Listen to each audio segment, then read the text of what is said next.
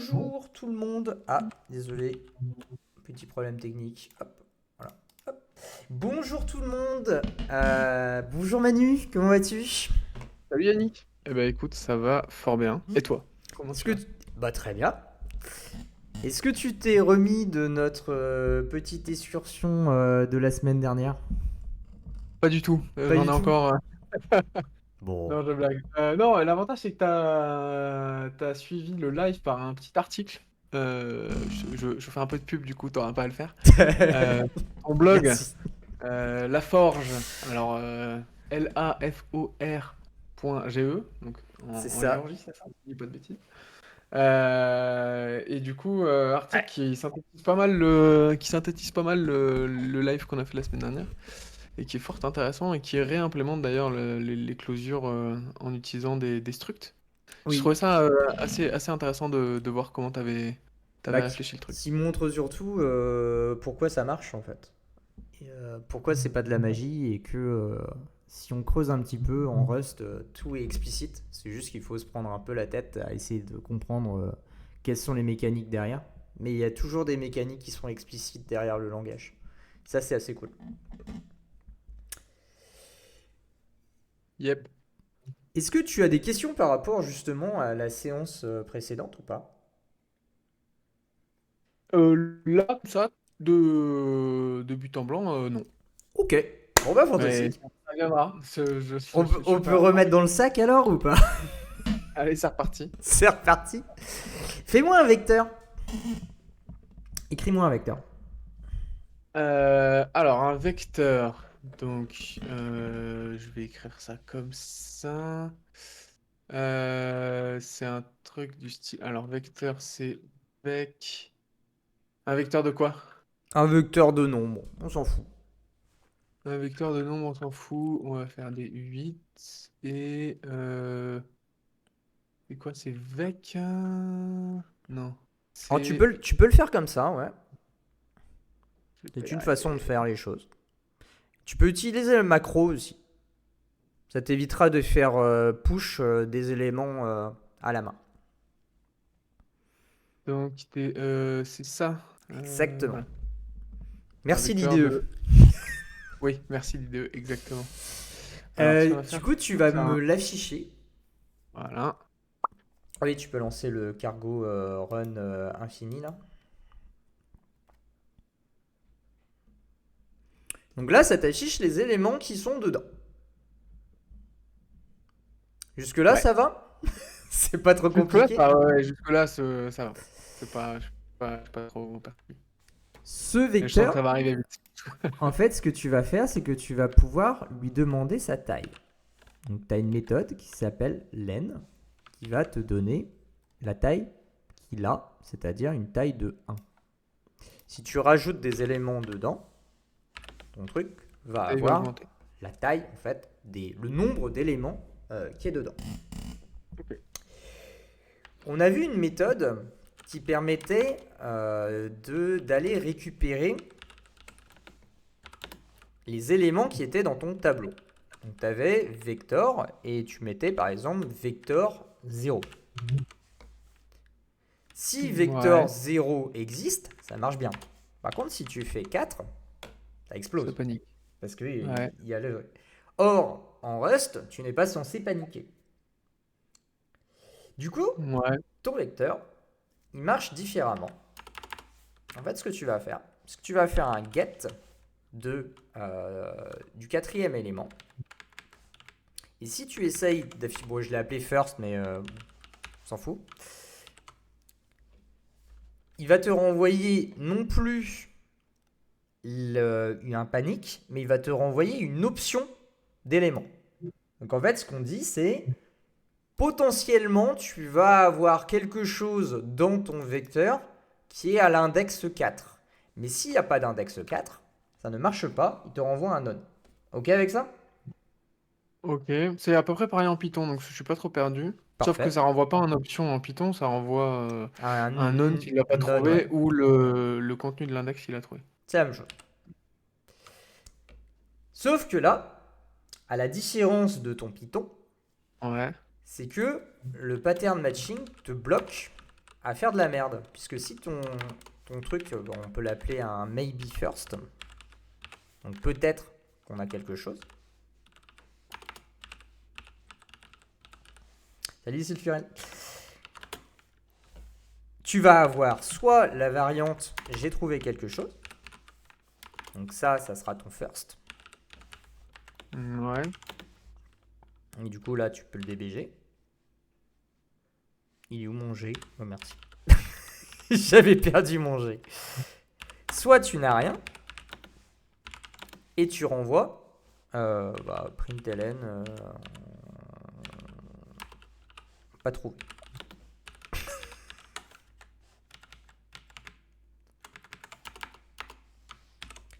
Donc dans le cas, qu'est-ce qui se passe? Fin 8A. Ouais, non, c'est normal. Parce que le DBG, il renvoie ce que tu lui donnes. Du coup, vu que c'est un U8, bah, il est content. Du coup, il faut le mettre dans un groupe et rajouter un point virgule pour dire qu'il n'y a pas de retour. Salut Ok. Aminofis. Ah, ok, d'accord. Le println, il va juste l'afficher, le DBG, il te l'affiche et il retourne. C'est ça. Ok. Et tu vois que ici, tu vas avoir first égale 1. Par contre, si tu mets un 4, il va te mettre un pas trouvé. Alors, il Ça, va t'imprimer un peu trouvé, il va pas te le retourner. Ok. oui, il va t'imprimer un pas trouvé. Et ça t'oblige à devoir gérer proprement le fait que tu sais qu'il y a un élément ou pas dans le tableau. Et ça te permet de ne pas faire justement d'erreur avec j'essaye de printer un non alors que j'attendais une chaîne de caractères comme tu pourrais le faire en Python. Ok. Ok. Ok, du coup, si je veux accéder directement aux chiffres que j'ai dedans, je suis obligé avec le pattern matching, de me retourner le nombre qu'il y a dedans. Bah, en fait, Est-ce ce que que je peux tu... avoir, par exemple, une variable Ouais. qui, du coup, prendra soit non, soit le nombre en tant que tel, et pas le somme quelque chose? Je peux pas avoir ça, si? Tu veux faire quoi? Tu veux mettre des options dans ton vecteur? Si, tu peux. Non, ce que je veux dire, c'est que on est d'accord, mon match, la sortie de toutes les branches de mon match doivent être les mêmes. Je peux pas retourner un non si j'ai un non, ou retourner l'option si jamais elle existe. Je sais pas Bah, si c'est clair ce que je raconte. si Est-ce tu que retournes l'option, en fait, tu vas retourner ton maybe. Parce que si tu retournes somme de first ou none, en fait, tu renvoies ton maybe first. T'as rien fait, en fait. attends, mais je vais te l'écrire parce que je suis pas sûr que. Est-ce que je peux Vas-y, faire un. écris. Comme ça, je réponds à la question. Somme, si je me trompe pas, c'est une valeur ou non. Mais du coup, là, somme first, tu es certain que c'est la valeur et pas non. À la ligne 9, à la ligne 9, en fait, le pattern matching m'impose qu'il y a quelque chose qui est à l'index 4. C'est justement ça que fait le maybe first.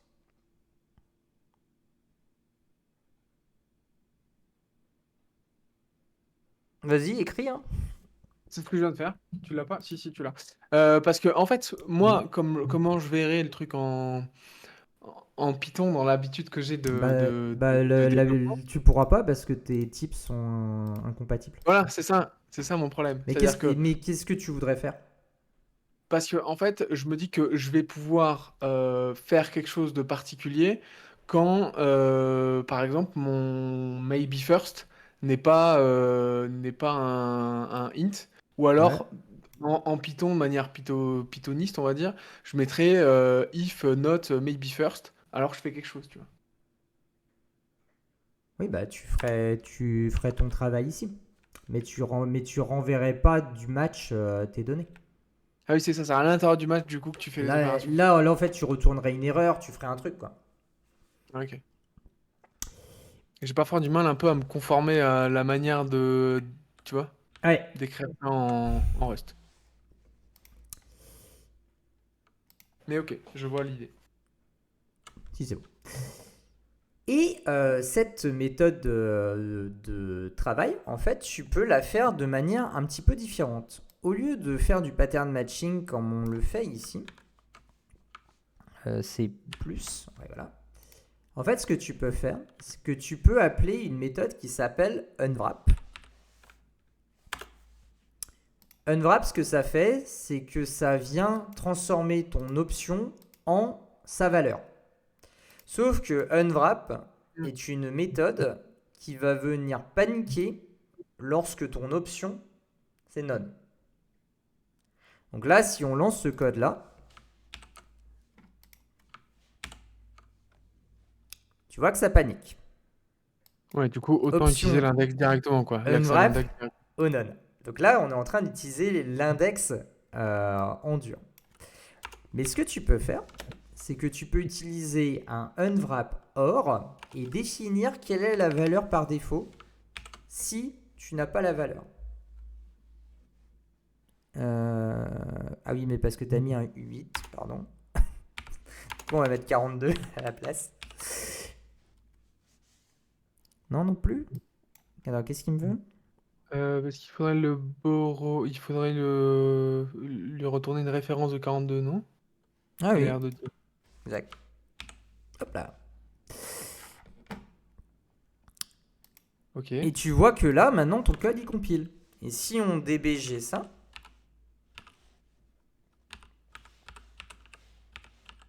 Ça me retourne un.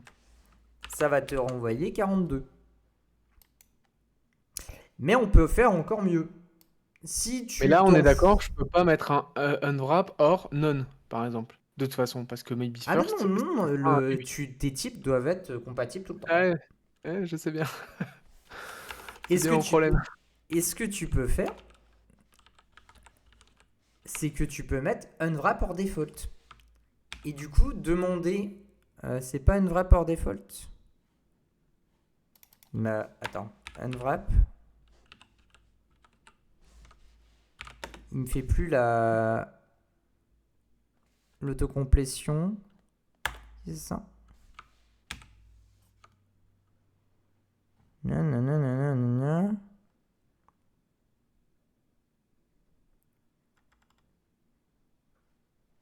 Qu'est-ce qu'il me veut? Ah, parce qu'on renvoie une référence de truc. Donc pour le coup, ça, t'as pas le droit de le faire parce que c'est une référence de machin. Pardon. Ça commence. Comme il n'y a pas de défaut à une référence, il n'est pas capable de créer la valeur par défaut de ce truc-là. Mais si tu avais une option qui est toute simple, qui n'est pas dedans, il n'y a pas une référence, il aurait pu en fait le transformer comme quelque chose. Ok. On peut pas mettre juste first flèche. Non, il faut matcher le pattern. Tu es obligé de faire sum first quelque chose. Parce que tu peux matcher plein de trucs en fait. Tu n'es pas obligé de matcher le fait que ça soit une option. Je réponds dans le chat. Donc en fait, si tu fais un vecteur .get machin, du coup là il te renvoie une option qui est Ouais. soit none, soit Donc, somme, donc là, il y a avec le le none. contenu de ton index. Et ça, tu peux l'unwrap avec un défaut, et en fait ça correspond exactement à ce que tu fais dans ton pattern matching. Oui, c'est ça. En fait, quand tu regardes le contenu du unwrap or default, enfin du unwrap or, si tu vas dedans, je sais pas comment on va dedans. On peut aller dedans? Go to définition. Je peux pas aller dedans. Je suis Ah ouais, triste. le... Il est mal fait le truc. J'arrive pas à voir même la documentation. Ouais, il y a peut-être un souci au niveau du serveur qui fait l'autocomplétion là. No définition found. Bon bah tant pis.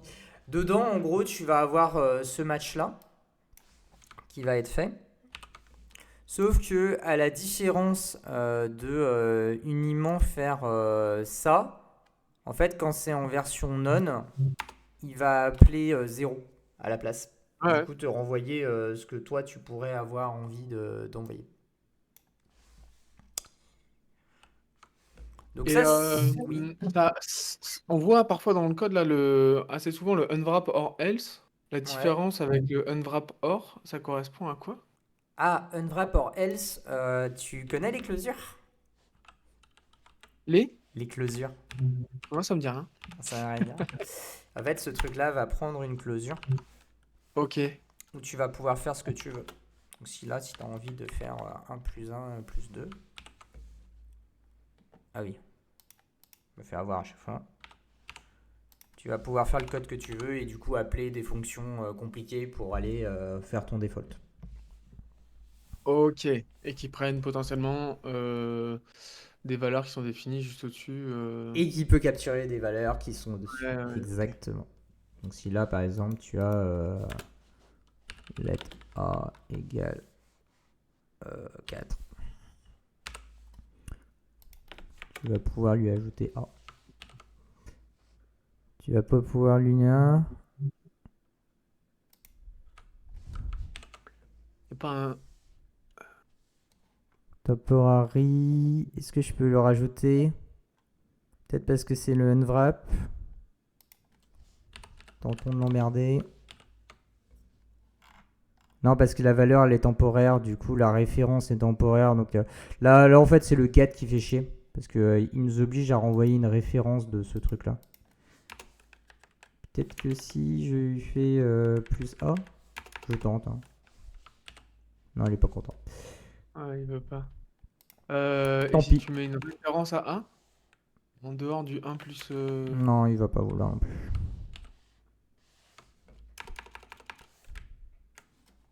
Mais je voulais pas expliquer ça aujourd'hui, donc c'est pas grave. Ah, attends, t'as vu ce que met le compilo? Je me permets. Ouais.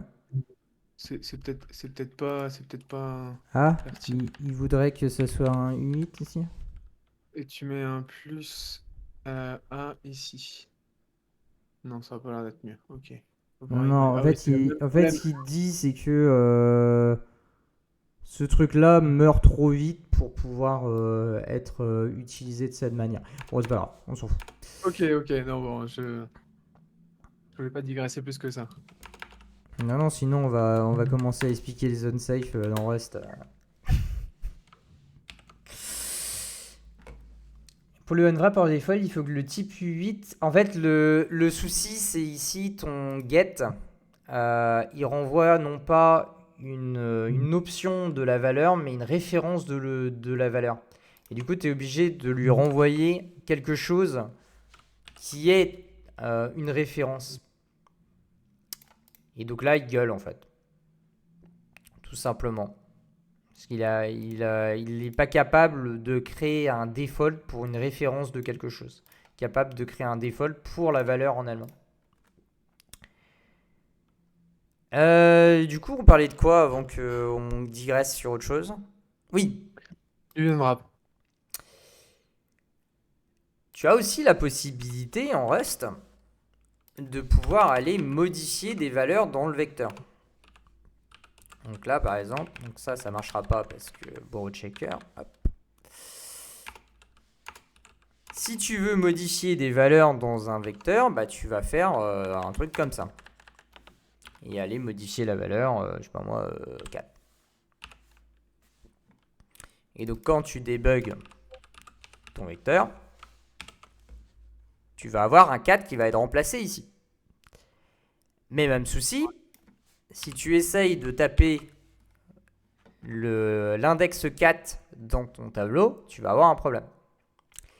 Et pour résoudre ce problème, en fait, ce que tu peux faire, c'est que tu peux récupérer ce qu'on appelle une référence mutable sur un élément dans ton tableau pour l'index en question et lui affecter la valeur. Si ton truc là est vrai, parce que s'il n'est pas vrai, en fait, ton truc va péter. Parce que tu vois, ici, là, si j'essaye de faire ça, tu as d'un côté une option. Il me dit pas le type. Ah, il me dit pas le type. Ah, fait chier. J'aurais voulu qu'il me donne le type. Si je mets A.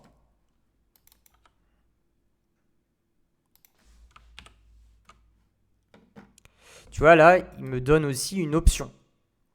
Sauf que cette référence-là, c'est pas une référence comme ce qu'on avait avant.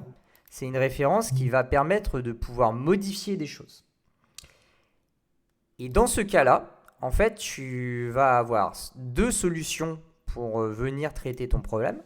Soit, donc on va l'appeler refmut. Soit tu matches, comme tu l'as fait avant.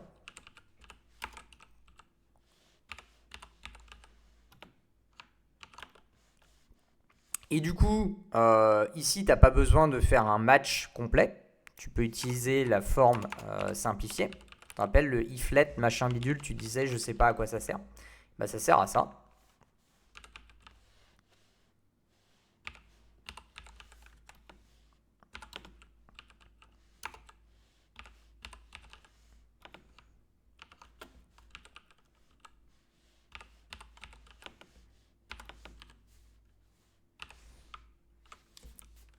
Et du coup, DBG, je sais pas pourquoi je l'ai enlevé. J'aurais dû le laisser. Et là, il te dit, moi j'attends un emut de U8, tu me donnes un entier.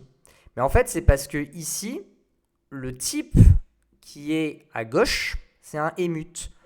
Or, nous, en fait, ce qu'on veut, c'est récupérer ce qui est pointé par refmut. Du coup, on met une petite étoile là qui va nous permettre de pouvoir modifier en fait la référence de l'élément qu'on vient de récupérer au travers du getMut. Ça va?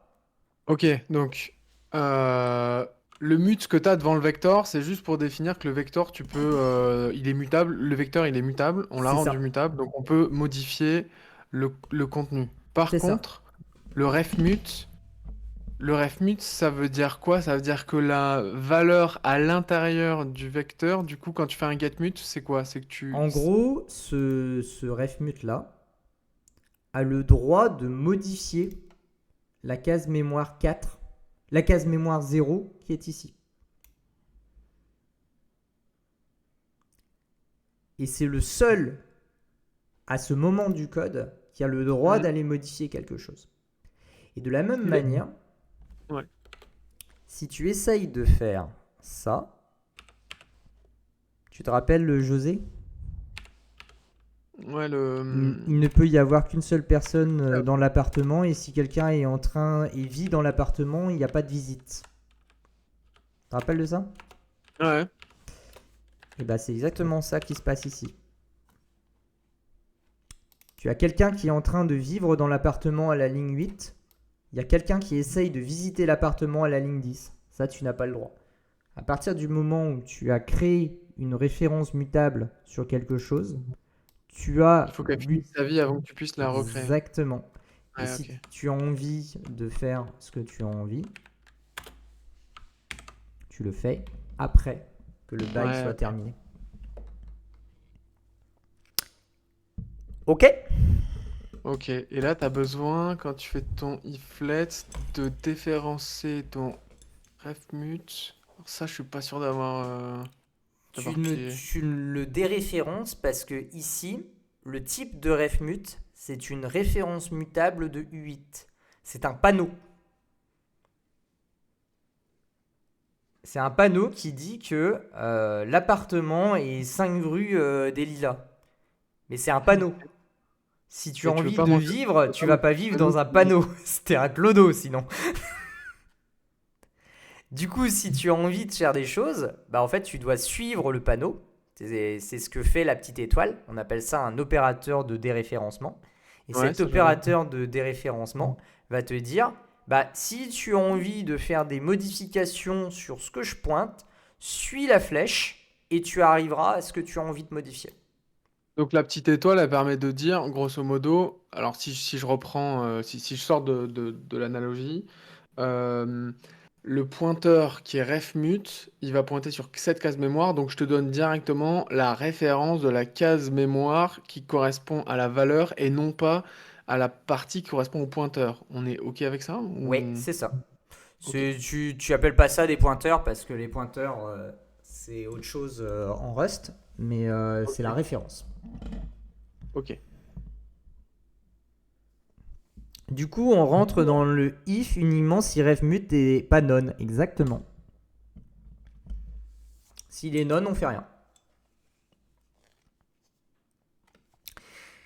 Et le bout de code qu'on a écrit en haut, on pourrait très bien l'écrire ici.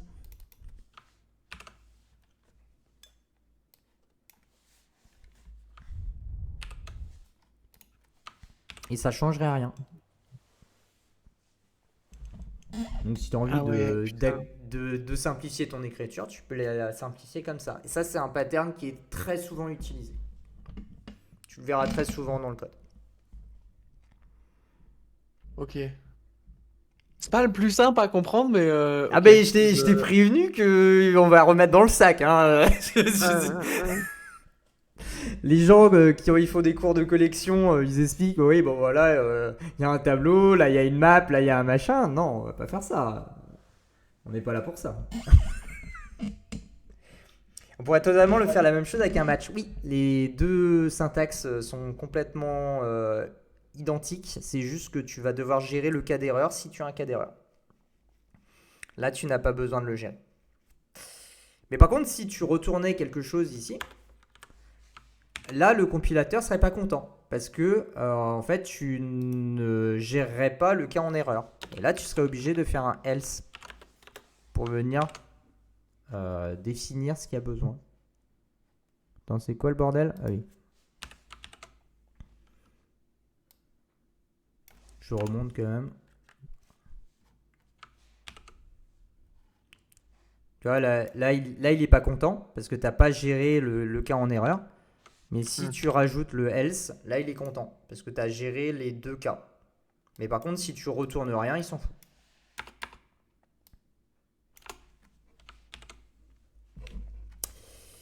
Ok. Ça va pour modifier une pauvre case mémoire? Ouais, ça va. Ça va? Très bien. Maintenant, on va pouvoir faire un truc rigolo. Déjà, en fait, ce qu'on peut faire, il y a une notation qui est simplifiée à... Ah non, on peut pas. Ah, non, là, on peut pas. On peut le faire ici. Comme le fait de récupérer le premier élément, c'est un truc qui est très très utilisé. En fait, tu peux juste utiliser first. Ça fait la même chose. Ok. J'imagine que last, c'est la même chose. Enfin, Je sais pas s'il y a un last. Puis il y a un last. J'ai jamais utilisé, mais ça existe. Et il y a un pop aussi, non, sûrement? Enfin, c'est comme la manipulation des arrêts classiques. Et il y a un pop. Ouais, ok. Tu veux faire pop? Fais pop. On peut popper. Vas-y, pop. Je vois que tu boudes envie de popper. Ça marche comme ça? Ouais. Bah, parfait. Et du coup, ça nous renvoie un. Ah oui, ça nous renvoie le.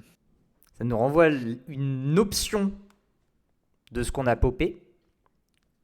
Parce que tu peux Et ça pop un truc vide. modifie in place ton vecteur. Alors, si je fais ça, il va pop un non. Ok. Pourquoi on peut pas utiliser à la ligne 11 le first? Parce que j'ai besoin d'une référence mutable et first me renvoie une référence simple. On peut tester. Hein.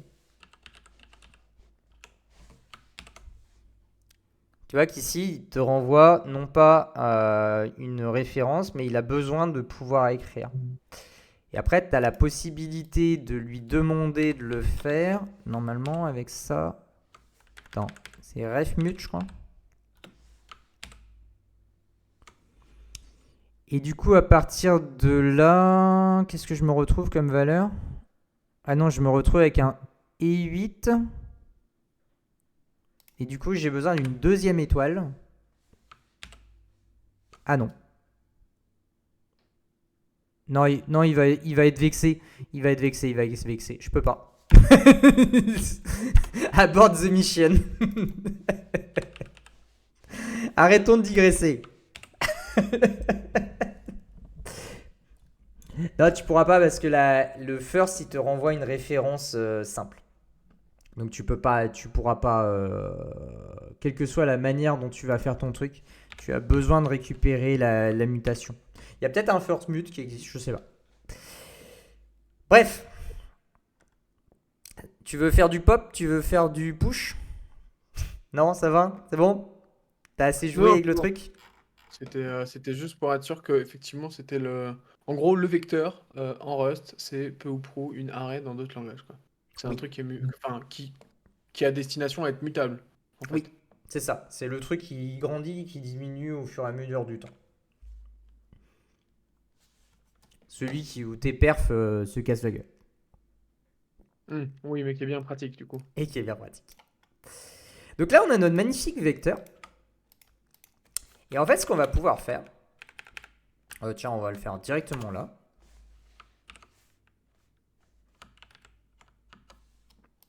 Attends, comment on duplique déjà? CTRL-C, CTRL-V. CTRL-K? CTRL-K. Donc là, tu vois, notre vecteur, il a les éléments 4 et 2 à l'intérieur. Tiens, désolé, hein, on va virer ton pop. Ouais, je suis pas vexé, hein. Donc là, j'ai les éléments 4, 2 et 3 à l'intérieur. Et en fait, ce que je vais pouvoir faire, c'est que je vais pouvoir modifier les données à l'intérieur du vecteur. Pour ça, en fait, ce que je peux faire, j'ai deux façons de le faire. La première façon de le faire, c'est la manière immuable. Donc ça serait modified vector. C'est que tu vas venir prendre ton vecteur et tu vas venir appeler une méthode qui s'appelle iter.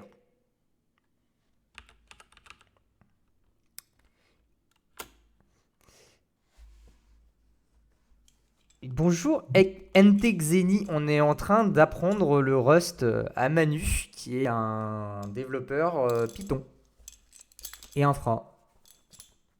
On a Admin6 qui fait un peu de Python, ouais. Et du coup, je lui explique les rudiments du langage en allant beaucoup trop loin dans chacun des concepts C'est vrai. pour faire des vidéos de 2 heures à chaque fois. Bien résumé. Du coup, ta méthode iter, en fait, elle va te renvoyer non pas un vecteur, mais un itérateur de vecteur. Et un itérateur de vecteur, en fait, ça va avoir des méthodes. Donc, on va l'appeler itérateur vecteur pour l'instant.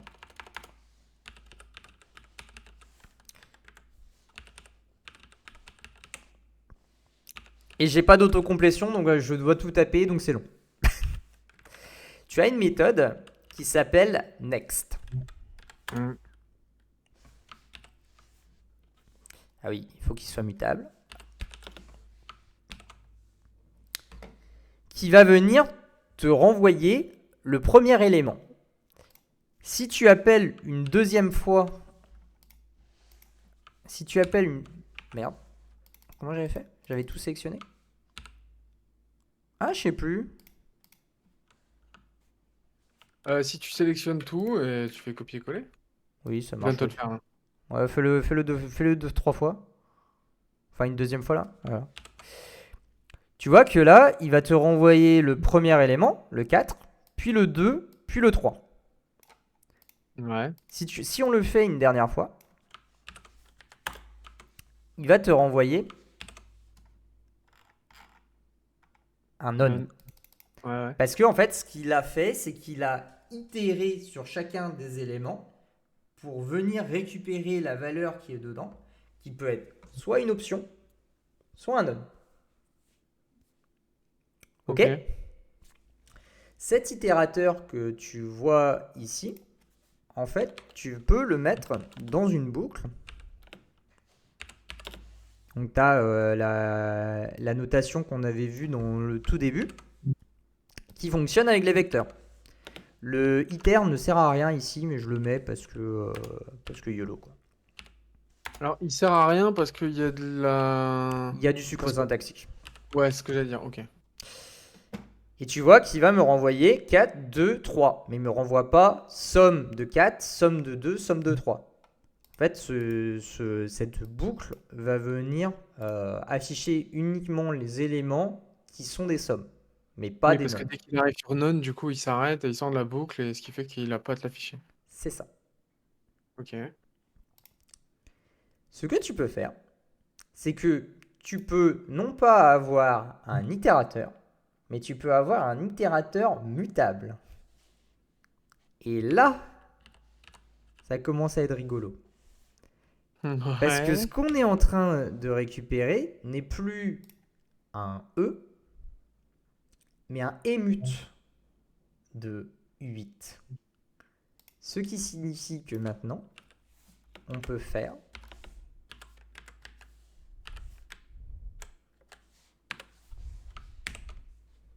plus 1.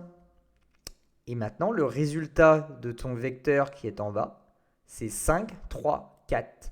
4 plus 1, 2 plus 1, 3 plus 1.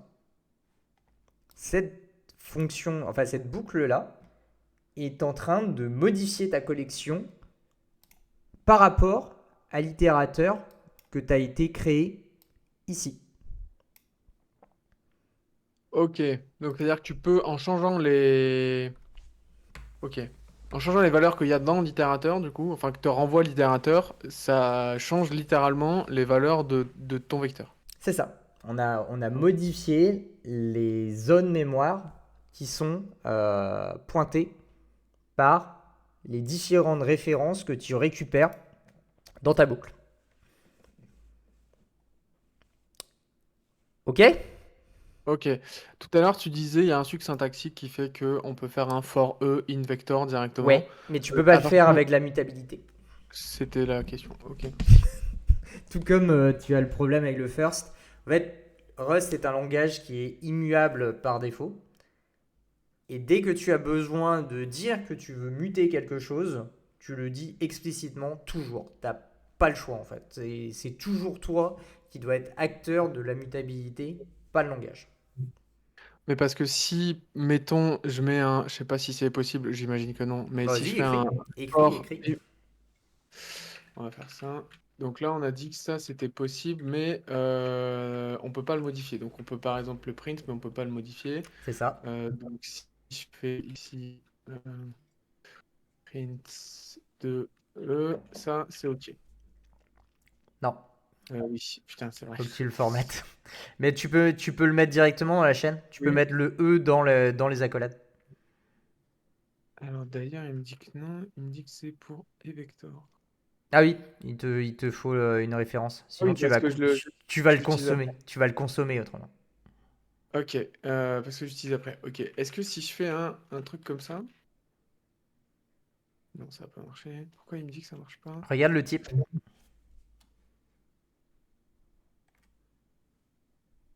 Ouais, le type, c'est une référence de 8, c'est ça? Le type, c'est E est modifiable dans le contexte de la boucle, mais son type est toujours un E8, un E8, U8. J'y arrivé. Donc Et tu donc, pourras toujours pas modifier. je peux pas faire un truc comme ça. Tu peux tenter. Qu'est-ce qu'il me dit? Explicit information, try adding here. Euh,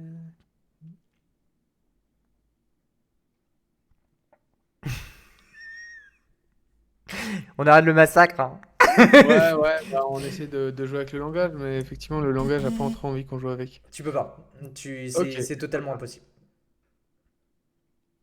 Ça a été mathématiquement prouvé qu'on ne pouvait pas le faire. Non, j'en sais rien. ok. Donc là, tu vois que tu as une certaine manière de modifier tes données. Mais en fait, tu as une autre manière qui est de créer un vector modified.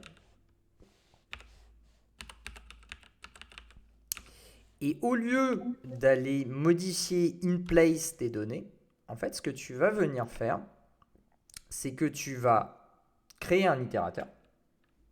Donc là, on change rien à une équipe qui gagne. Là, tu as un itérateur. Donc, tu as un truc qui va te renvoyer des sommes et des nonnes quand il a fini. Tu vas pouvoir appeler une méthode qui s'appelle map.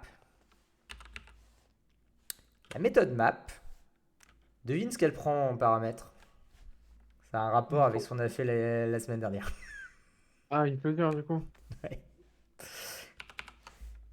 Et cette closure, elle va avoir un paramètre, c'est l'élément que tu es en train de manipuler. Si on demande à l'IDE ce qu'il en pense, ah oui. Si on demande à l'IDE ce qu'il en pense, il te dit que le type de X, c'est une référence de 8. Ouais. Ok? Du coup, ce que tu peux faire, c'est que tu peux faire X plus 1. Sauf que si tu dbg ton vecteur modified,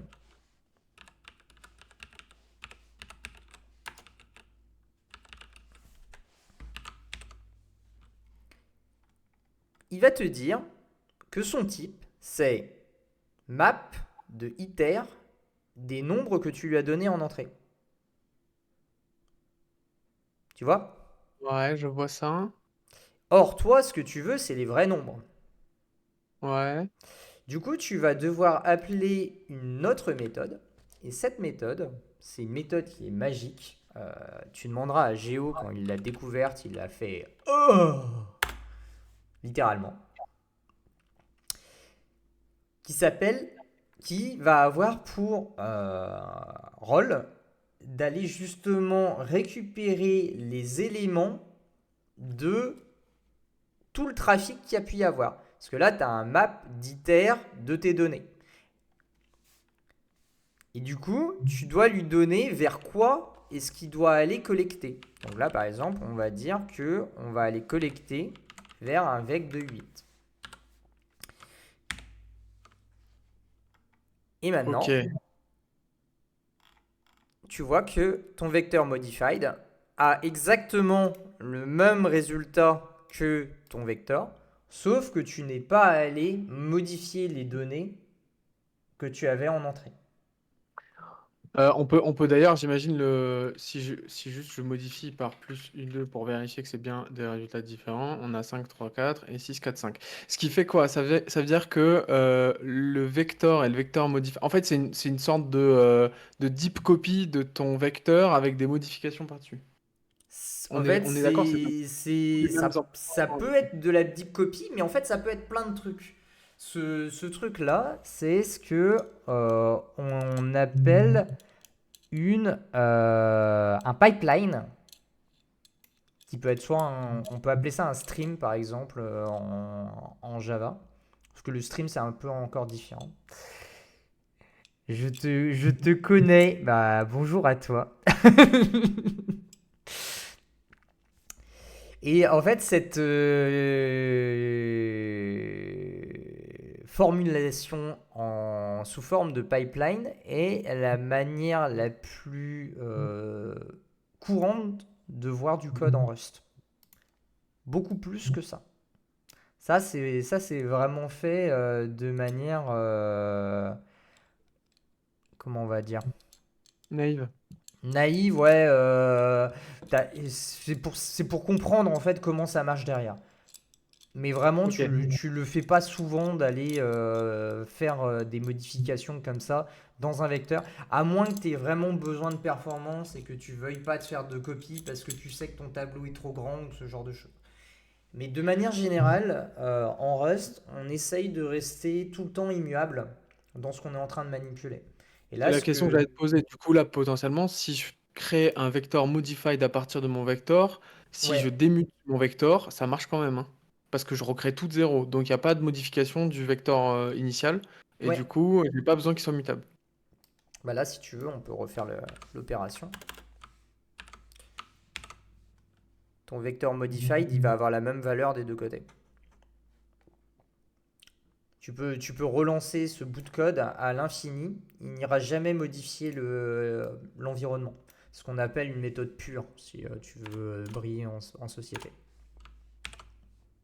Comme le FN once, non, c'est ça? Comme, comme le FN tout court. Le Ah, le FN. FN once, le FN once consomme Ah oui. la valeur qui est dedans. Tu vois, j'ai suivi à moitié. Donc ça veut dire que si j'enlève le mute vector là au-dessus, alors forcément il y a d'autres codes avant, mais donc là ça va chier parce qu'il y a d'autres codes avant. Mais si je Bah, tu vois que ici, maintenant que tu as déverrouillé la mutabilité sur vector, tu n'as plus le droit de récupérer une référence mutable sur ton vecteur. Parce que lui-même n'est plus modifiable. Tu ne peux récupérer de référence mutable que sur quelque chose qui a envie d'être muté. ouais. Mais du coup le vector modified c'est bon, il passe, j'ai pas de problème Ah avec oui, ça. oui, il n'y a pas de problème. Ah ok. C'était juste que je voulais m'assurer. En fait, la méthode iter, on ne pourra pas aller voir le code source, mais pas grave, il prend une référence de eSelf qui est immuable, donc on s'en fout. Ok. Par contre, ton itérateur qui est ici doit vivre aussi longtemps que les données. Si par exemple ici on drop ton vecteur, il va pas être content.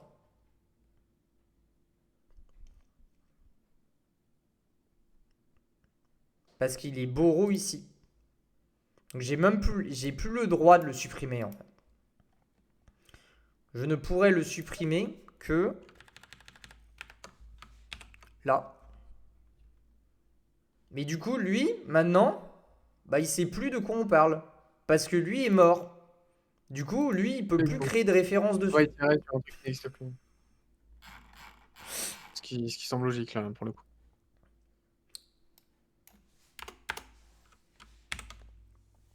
Est-ce que tu veux qu'on fasse des trucs plus rigolos avec ce système? Attends, oui, je veux bien. Juste, je me posais la question, est-ce que si je drop ici, c'est quand même OK?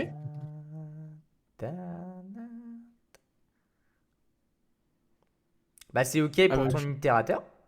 Mais si tu mets ton drop à la. Bah, si tu fais ça oui, du coup, il faut que et que il tu est fais, consommé par mon vecteur. et OK. que tu fais ça, là, c'est bon.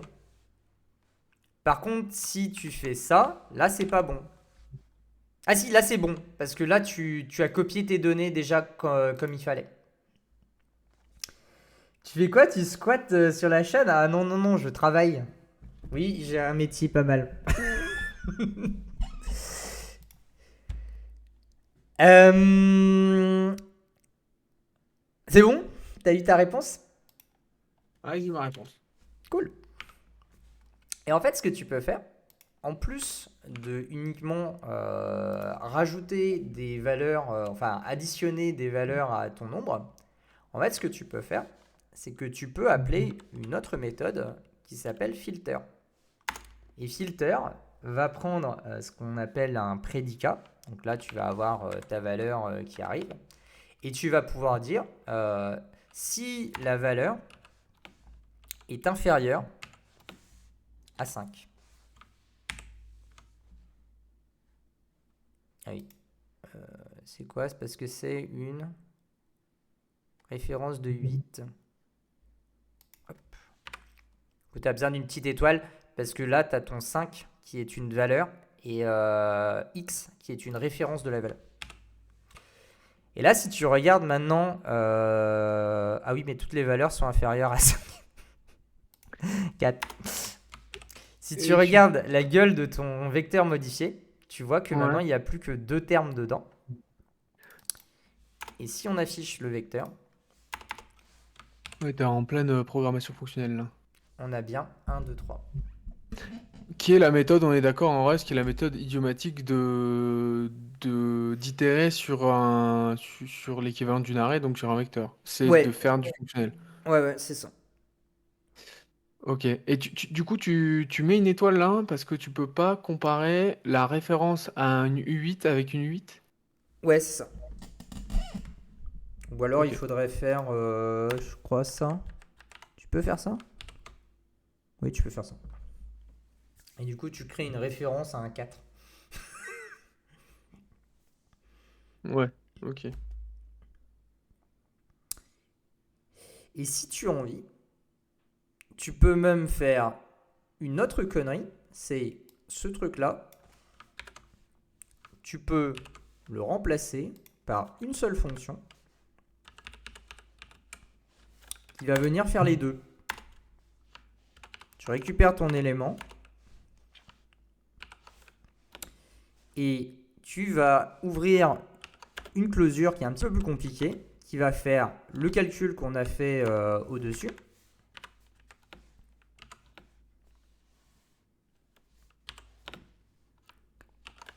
Et qui va renvoyer soit ce que tu as besoin, soit un non.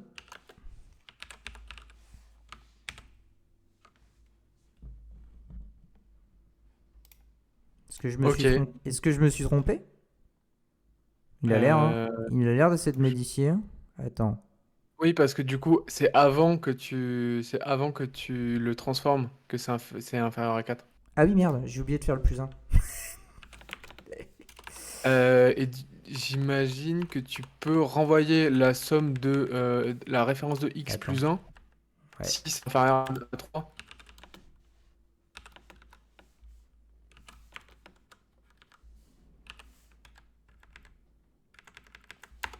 Je peux faire ça. Oui, je peux faire ça. Et du coup, tu peux faire des calculs aussi compliqués que ça, que tu veux. Là, pour le coup, ton filter map, il sert à rien et il semble beaucoup plus compliqué que la méthode map puis filter. Mais ça peut être Ouais. très intéressant pour faire d'autres calculs. Là, c'est vraiment la programmation fonctionnelle dans toute sa splendeur, donc c'est infini. Ok. Ok. Reprenons notre boucle itermute. En fait, cette boucle itermute, tu peux la faire exactement de la même manière, et je me fais pas avoir du fait que tu as modifié du code. C'est que tu peux créer depuis ton vecteur un itermute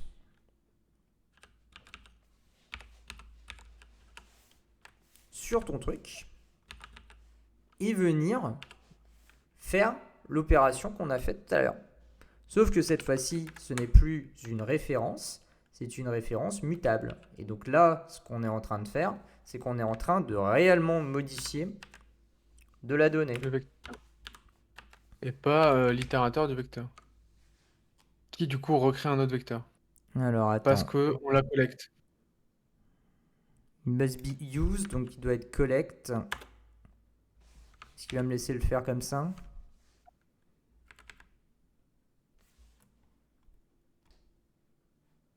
Ah. Hop. Mais ça, je le vois jamais. Qu'est-ce qu'il marque? Ah oui. Oui, c'est un Vec vecteur de truc.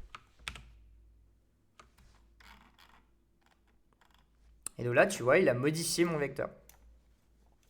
Mais ce que ça donne dans notre compréhension du truc, en fait, c'est que quand tu crées un pipeline de traitement, ce pipeline de traitement ne fait rien à moins que tu lui demandes gentiment de faire quelque chose. Est-ce que tu vois un petit peu l'idée? Ou pas? Ouais. C'est une closure en fait. Ça, c'est une closure géante.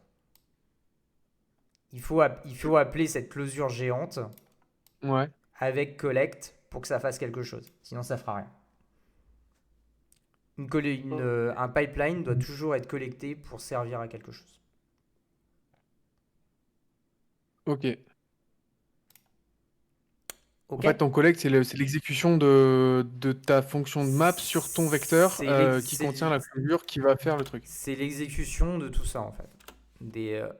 Ici, tu génères un itérateur mutable qui te permet de pouvoir récupérer une référence mutable sur ton tableau.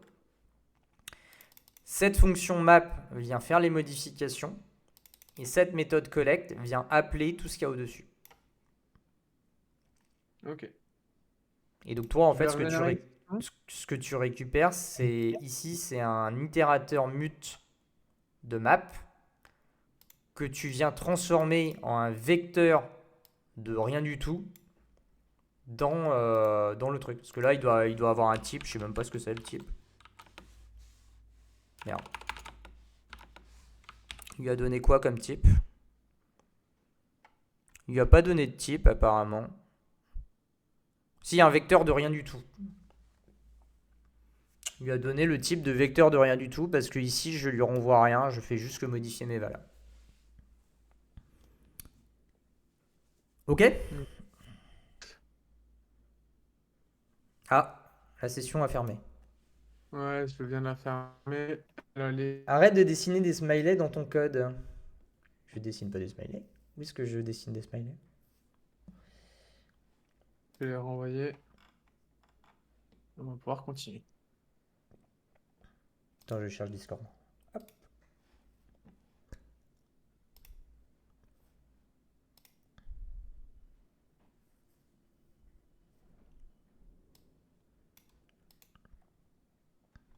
C'est bon? T'es de retour? Ah, mais moi, je l'ai jamais quitté, hein, le truc. Ah oui, c'est vrai. Toi, tu quittes pas, il y a que moi qui quitte. Maintenant, on va faire un truc rigolo qui, justement, avait beaucoup plu à notre collègue, qui est, tu crées un vecteur.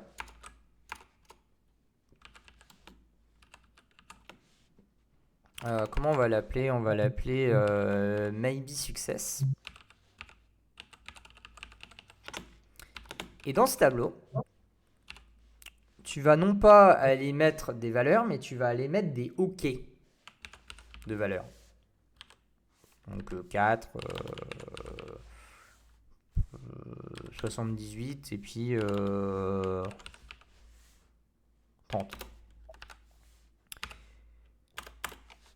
Quand tu DBG ce truc-là, tu t'attends bien évidemment à avoir un tableau de résultats. On est d'accord avec ça? Ouais, parce que c'est pas ce que je veux avoir. Ah oui, il a besoin de savoir de quoi on parle. Je vais lui donner de quoi on parle. Je vais lui dire que c'est un U8 et que sinon c'est un... C'est un erreur, du coup? ça? Je sais pas. Ah, oui, Hop là. ok. Oui, c'est autrement c'est l'erreur. Donc là, tu vois que on a notre résultat de maybe success qui est une succession de OK avec les différentes valeurs qui sont dedans. T'es d'accord? Ouais, ok. Je suis assez... le fait que tu définisses le type du premier élément fait que ça me Oui, c'est parce que Rust est un truc intelligent et du coup, si je tu suis le assez hype définis par pour... cette truc. Tu le définis pour un, du coup, tu le définis pour tout le monde. Parce que vu que dans un tableau, tous les types sont identiques, si tu définis le type pour un, tu le définis pour tout le monde. Si par exemple, ici, je prends ce truc-là et que je le mets là, pour Rust, c'est la même chose. On s'en fout. C'est beau. C'est quelque part C'est beau. dedans. Et tu aurais pu même faire ça et de dire vec de merde, vec de résulte de U8 rien.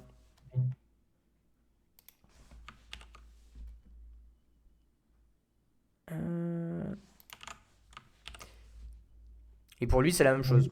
Et du coup, ça, tu peux l'enlever si ça vraiment ça te dérange. Ouais, j'ai plus l'habitude de voir cette écriture-là que le fait de le définir pour un Excuse-moi, élément. je voulais épargner des caractères. Non, c'est très bien. Ok. Et en Donc du fait, ce coup, qui est magique, c'est que tu peux faire vec résulte et d'inverser le sens.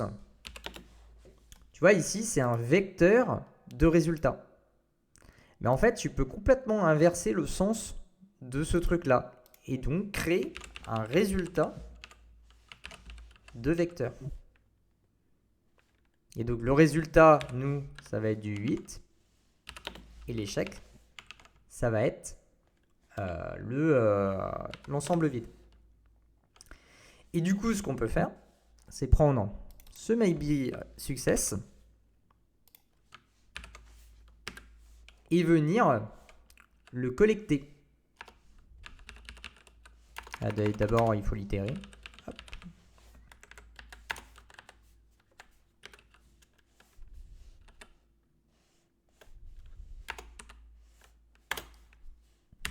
Je vois ce que tu veux faire. C'est de la magie noire. Moi, j'ai adoré tout de suite quand j'ai vu ça.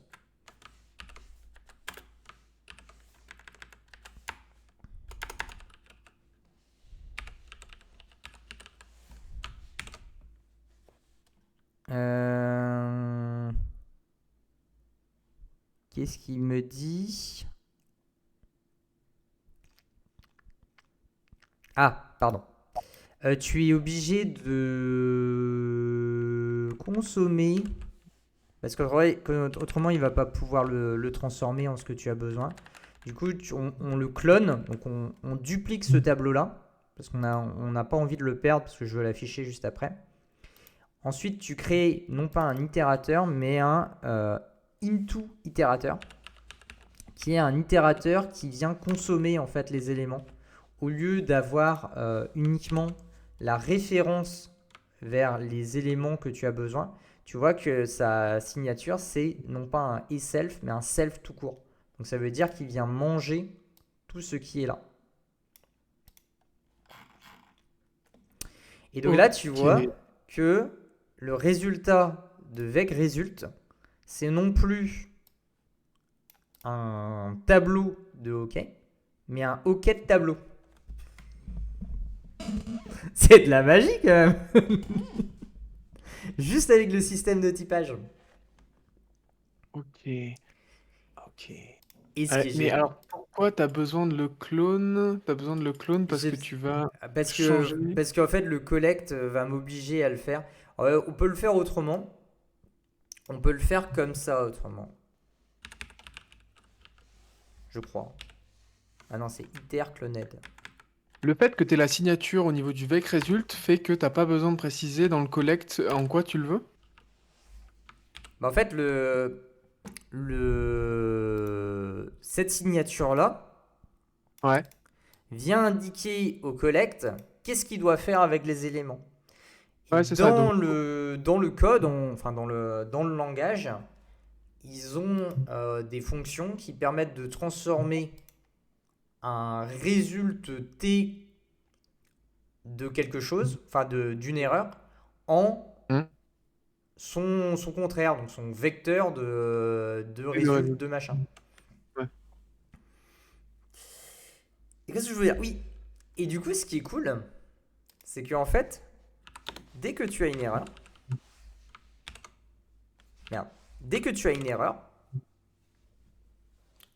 l'ensemble de tes résultats seront une erreur. Ah ouais. Et ce qui est encore plus cool, on va le laisser trouver, c'est que ici, si je mets false, mon type devient false. Donc ça veut dire que je peux mettre n'importe quel type d'erreur que je désire. À quoi ça sert? Ça sert pour un truc très rigolo. C'est que, imaginons, tu as ton vecteur. On va le faire en dessous, tiens. Il a assez joué ici. Donc là, on crée une variable data qui va être constituée de nombres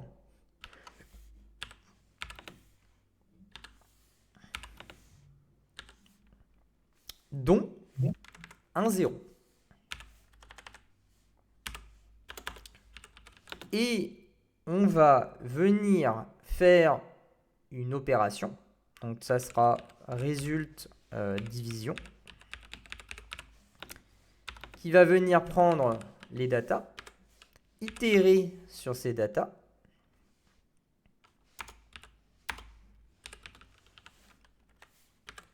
On va venir mapper sur le résultat.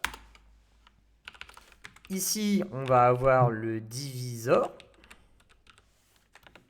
Et on va avoir, je sais pas moi, 66 divisé par divisor. Tu comprends bien qu'il va y avoir un problème.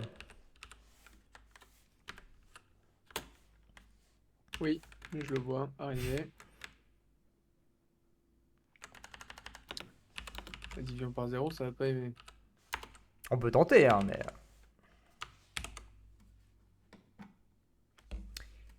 Attempt to divide by 0. Donc on a un problème, t'es d'accord? Ouais, je vois. Sauf que ce qu'on peut faire, c'est qu'on peut se créer une fonction division qui prend un x, 8 et puis un y, enfin un divisor. Et renvoyer un résultat qui sera soit Et OK, renvoyer. soit... Eh tiens, écris là, tiens. Ah merde. J'étais parti pour écrire, mais vas-y, écris. Du coup, je vais faire un truc, ça va être naïf, mais tu vas me dire si c'est...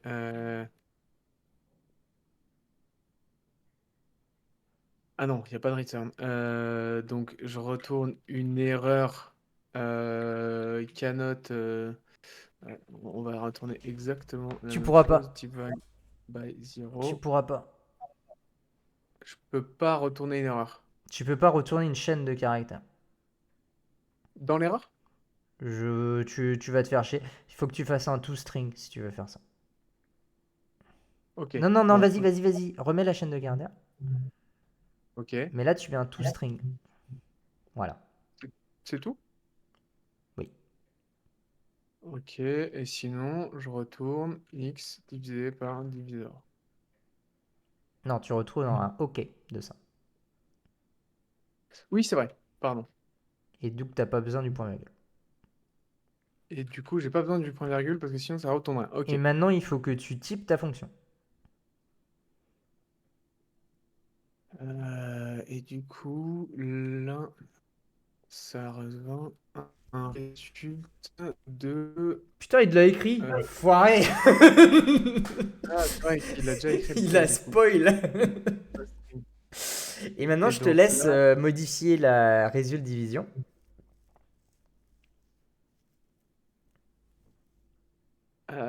du coup, on va appeler division.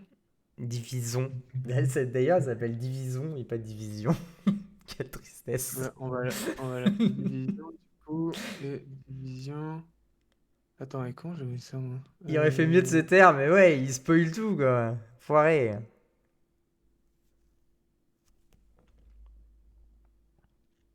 C'est quoi, c'est l'appel de la fonction que t'arrives pas? Ouais, il y a pas je sais qu'avec les on avait fait un run closure le Non, mais là, t'as pas besoin, on s'en fout. Tu t'appelles la fonction. Tu fais division 66 diviseur et fin. c'est tout? Oui, mais rajoute le diviseur aussi. T'as deux paramètres. Ah oui, je suis con. Divisor. Donc là, tu rajoutes une petite étoile parce que t'attends la valeur. Et maintenant, tu as ton résultat division qui fonctionne. Ouais. Ok? Débug-moi résultat division.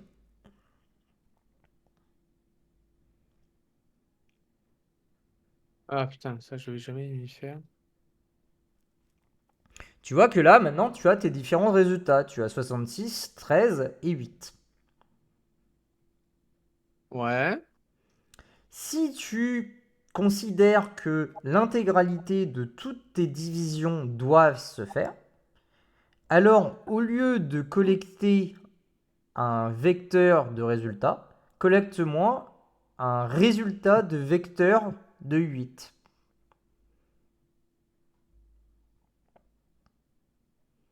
C'est à la ligne 70 Euh, que ça se passe. De quoi? C'est à la ligne 70 que ça... Ouais, bah tu peux le refaire si tu as envie. Oui, fais-le là aussi si tu veux. Ça change rien.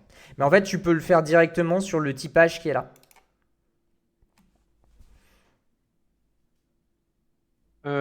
Sur le typage qui est là. Là, ce que tu es en train de me dire, c'est qu'en gros, on a un résultat de division qui est un vecteur de résultat de la division, du coup. Ouais. Et ce qu'on veut, c'est l'inverse, comme ce Tiens, qu'on a fait attends. au-dessus. On va faire proprement les choses. Comme ça sera plus simple. Hop. Et toi, ce que tu veux, c'est non pas résulte, vec de résulte. Merde. Mais ça.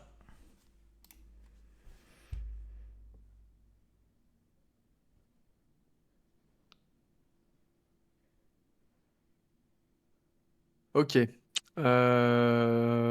du coup, on fait tout sur le même truc. Ok, donc là, j'ai ma division.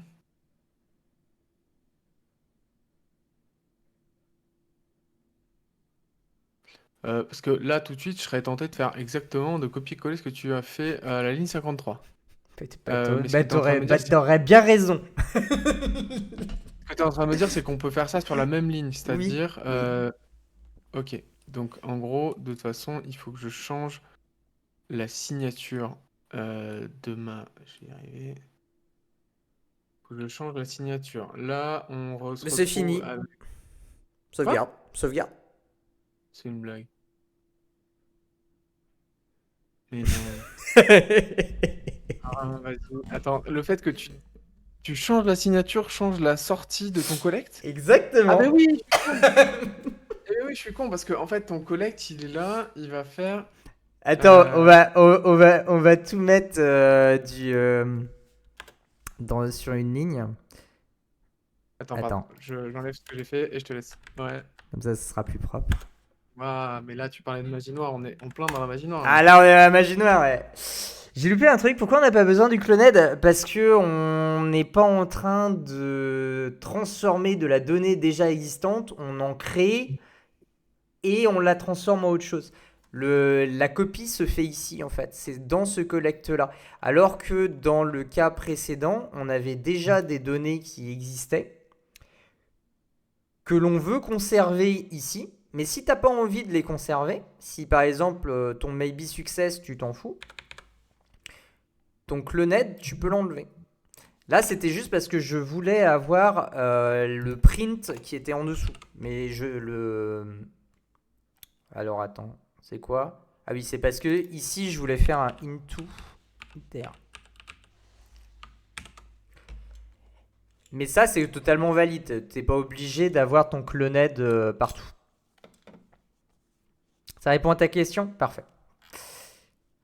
Revenons à la magie noire. Vas-y, fais ce que tu voulais faire avec ton collect. Oui, du coup, en gros, ce qu'on a vu, c'est que le collect, je pense qu'il y en a un exemple au-dessus, mais je sais plus où il est. En gros, tu vas le collect en définissant dedans ta signature. Alors, si je dis pas de bêtises, c'est ça, mais pourquoi il m'emmerde? Expected expression. J'ai loupé un truc là. Il doit te manquer un crochet ouvrant, crochet fermant quelque part. Ouais, en fait c'est 2 points, crochet ouvrant, résulte. Ah ouais, ok. Ok, et du coup, si je vire ça, j'ai pas besoin de préciser la signature. Et parce que il interprète la signature qu'il y a dans le résultat de division, et que du coup, il va changer la manière dont fonctionne le collect, parce qu'on va pas du tout transformer la map de l'iter en la même chose, étant donné qu'on lui passe une signature dans laquelle on dit on veut un résultat de vecteur et pas un vecteur de résultat. C'est ça. C'est beau. Et du coup, si ici les datas, on vire le 0, On n'a plus erreur, mais la liste de nos trucs. on C'est beau. récupère une version positive de nos données. Magnifique. C'est pas mal pour les collections, non? Ouais, non, j'avoue. C'est c'est propre. Moi, je pense que personne n'est prêt pour ce qu'il y a dans cette vidéo, hein, mais je pense pas que c'était ça qu'ils avaient en tête quand on a dit les collections. Mais je pense que Ah bon? c'est quelque chose qui est juste fondamental à comprendre. C'est ce principe d'itérateur, ce principe d'itération mutable, principe d'itération non mutable, le fait que on transforme un tableau, enfin une collection en son itérateur, mais à partir du moment où on a récupéré l'itérateur, on ne peut plus avoir non plus la valeur, parce qu'il a vraiment été mangé. En fait, c'est comme si le tableau de données qui est là avait été envoyé dans l'itérateur. Donc comme elle a été envoyée dans l'itérateur, elle peut plus être ici, puisqu'elle est là. On est d'accord que le collect, du coup, il va manger du coup l'itérateur qu'il a en entrée Ouais, pour recréer dans un autre espace mémoire différent une autre structure de données. c'est ça. Ouais. En fait, il va te renvoyer les choses que tu lui demandes d'envoyer. Donc, il va te recréer un autre truc qui implémente l'itérateur. Parce que tu peux pas lui faire collecter tout et n'importe quoi, hein. C'est pas non plus un truc ultra méga magique. Si tu vas lire le code source à l'intérieur, en fait, tu vas voir que tu as des traits bien spécifiques qui doivent être respectés pour qu'il soit droit, pour que tu aies le droit de le faire. Ok. Est-ce que tu as des questions? Itérable, j'imagine. Oui. À base du. Est-ce que tu as des questions? Là, en état tout de suite, non. C'était bien fun. C'était cool, hein? On reprend la semaine prochaine avec d'autres collections plus rigolotes. Parce que là, on a fait juste un seul type de collection. Mais il y en a plein d'autres. Il y a au moins les strings, je crois, qui est assez particulier, mais d'ailleurs, la gestion des strings en Rust, Ah, c'est quelque chose. on fera un stream complet sur la gestion des chaînes de caractères. Ouais, Parce qu'il parce qu'il y a y a littéralement 2 heures pour parler de ça. C'est infini. entre les str, les estr, les toString, les strings majuscules. Les co. Ouais. Ok. Est-ce qu'il y a des questions dans le chat ou pas? Ou est-ce que l'on termine séance tenante? Non, ça a l'air d'être plutôt calme. Bon.